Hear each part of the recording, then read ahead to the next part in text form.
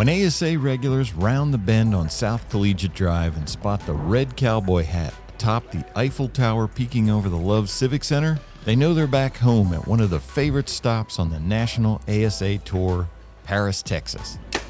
It was a long 2 months since we all left the Hoyt Pro-Am in Foley, which might explain why a record 1,717 archers showed up for the Easton Southwest Shootout last weekend. They just couldn't wait to get back in the game. ASA President Mike Tyrell knew he was in for a packed weekend when an unheard of 492 archers signed up for the Zebra Bowstrings team shoot on Thursday, including more than 50 pros.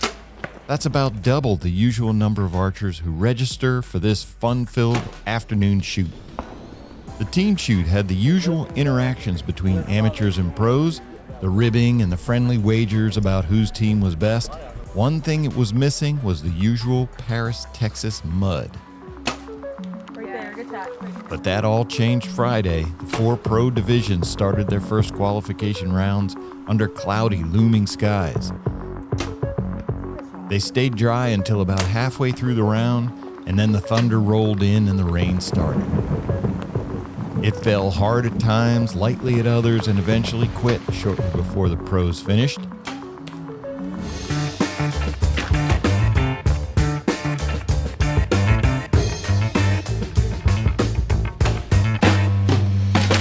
Christopher Perkins picked up right where he left off after his big Foley win, taking the lead in known pro with a stout 30-up score. Emily McCarthy was the only competitor in women's pro to finish an extremely tough course on the plus side of par, while husband Dan McCarthy worked his way up the leaderboard to share the day one top spot with Andy Calloway.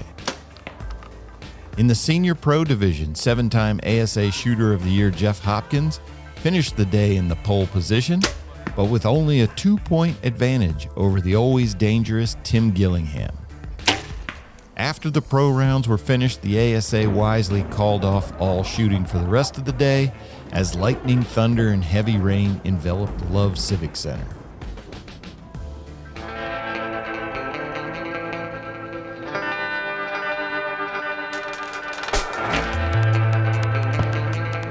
Saturday dawned clear and chilly with just a faint whisper of wind.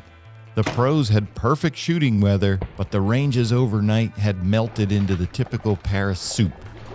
Those who didn't pack knee-high boots quickly regretted it.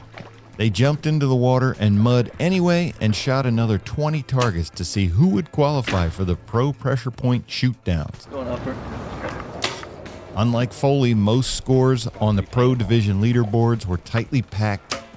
The one exception was an open pro where Dan McCarthy found a gear his peers just didn't have Saturday morning, and that propelled him to an impressive score of 24 up, 14 points clear of the next closest competitor.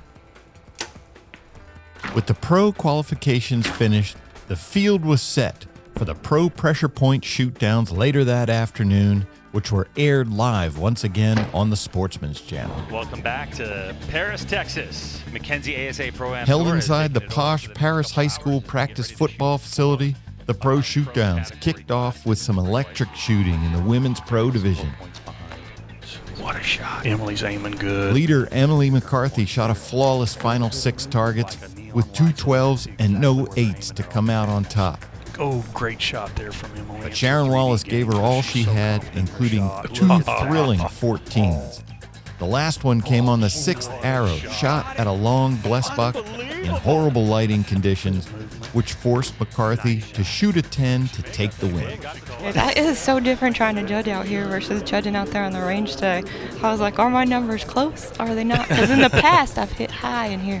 So I kept thinking that in my brain, but I was trying not to let it affect me. Yeah. Well, So, you did an outstanding you. job. Congratulations. The senior pro shoot-down was a wild one, with 5th place qualifier Tim Gillingham gradually working his way to the top spot by the 5th arrow.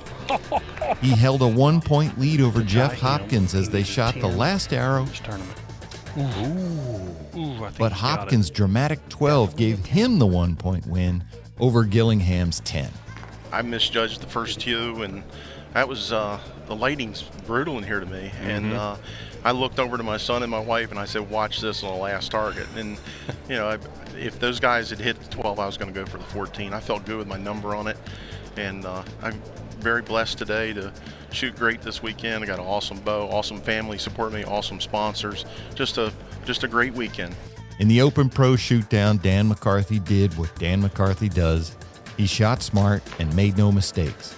Going for the 12. And after 5 arrows, the forfeit was declared, since no one was within 10 points of his commanding score. I had a big lead, so that helps. That helps a lot with nerves. But these guys behind me, that anything can happen. I didn't really know how anybody was going to play it the first, but just didn't want to make a mistake, and it worked.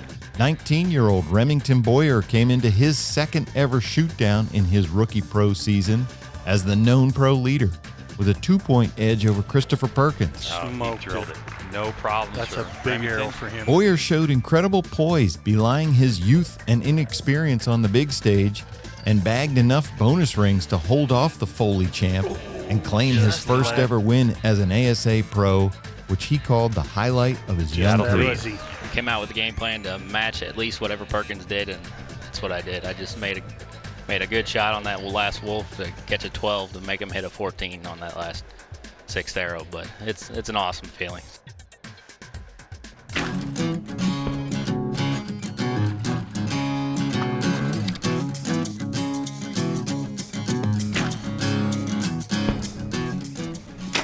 Another beautiful day and plenty of mud and water greeted the amateurs Sunday morning. Friday's rainout meant more archers than normal had to shoot on Sunday, which added life and laughter to the ranges,